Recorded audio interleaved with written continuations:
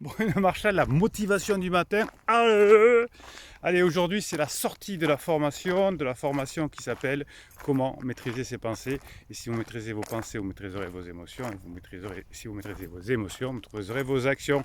Voilà, vous avez le lien pour vous procurer cette formation en descriptif de cette vidéo.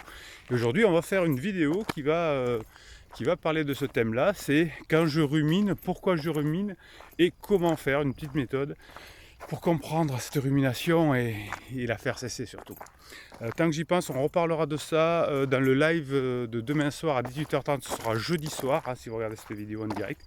Jeudi soir à 18h30, ce sera le live sur comment arrêter ses pensées, comment maîtriser son cerveau. Alors, quand on rumine, c'est qu'on pense à quelque chose. Alors, si vous avez un problème de couple, un problème de boulot, une contrariété, vous allez ruminer, surtout le soir. Alors, pourquoi le soir? Parce que comme on n'a plus de sens qui sont la vision, c'est calme, on voit rien. Et donc, comme on ne peut pas aller sur l'interne, je vous ai fait des vidéos là-dessus, on va qu'on ne peut pas aller sur l'externe, on va dans l'interne. Et là, ça commence à y aller dru. Hop, ah oui, c'est vrai, il faut que je vous montre aussi. Tac, le paysage du matin pour vous mettre la patate. Donc comme on n'a pas de vision externe, comme ici ce matin dans ce beau paysage, eh bien on va être dans un mode interne. Alors vous allez poser deux questions à votre cerveau pour éviter ces ruminations. La première, vous allez prendre une pensée qui est dans votre tête et qui va en haut, en bas, qui revient, qui repart, et vous allez dire quelle est l'émotion associée à cette pensée. Alors il y a 6 émotions principales, il y en a 4 qui généralement seront liées à la rumination, qui est la colère, la peur, la tristesse et le dégoût. Alors quand j'ai cette pensée, est-ce que c'est lié à de la colère? Est-ce que c'est lié à de la peur, à de la tristesse ou au dégoût?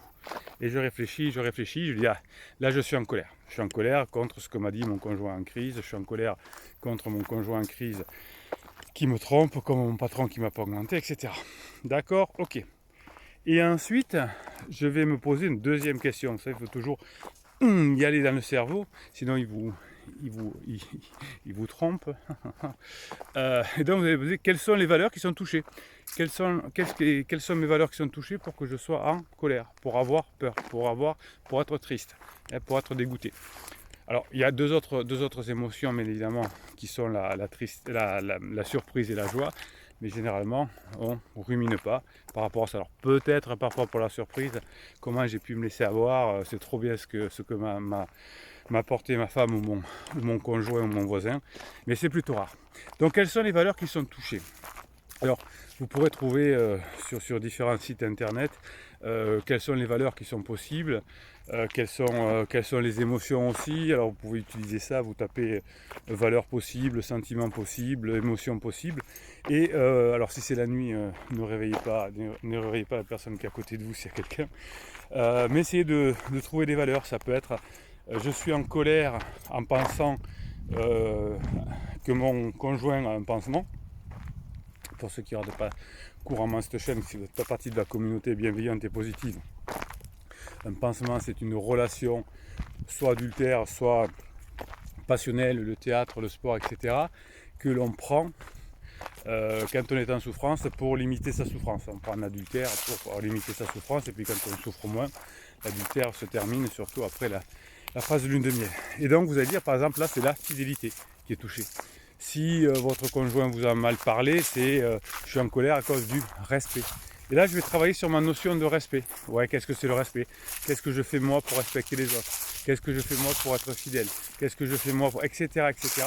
Et là, ça va être top parce que vous allez voir vos valeurs.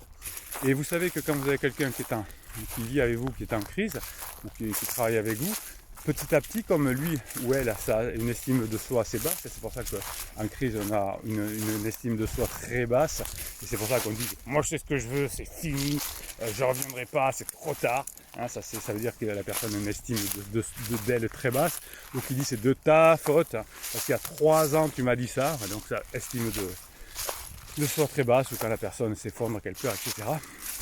Donc votre estime de vous a baissé aussi, et le fait de dire ah ben oui mais moi j'ai des valeurs de fidélité, moi j'ai des valeurs de, et ça va vous redonner un coup de boost.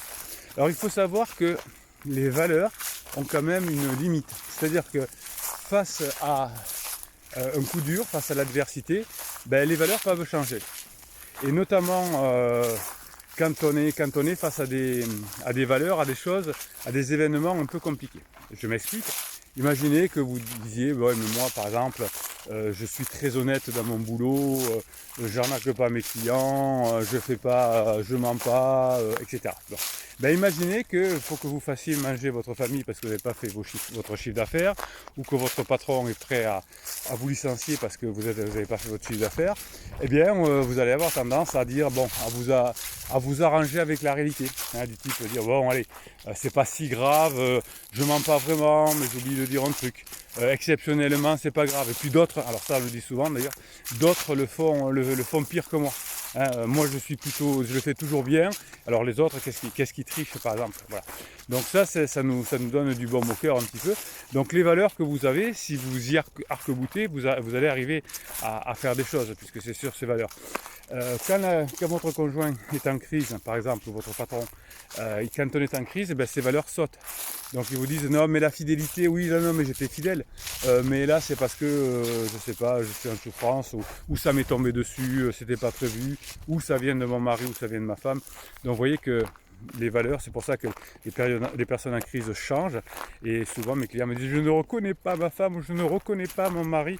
Eh oui, mais c'est juste qu'en crise, quand on est en souffrance, eh bien on change ses valeurs, on s'arrange, mais on dit que c'est pas grave. Hein.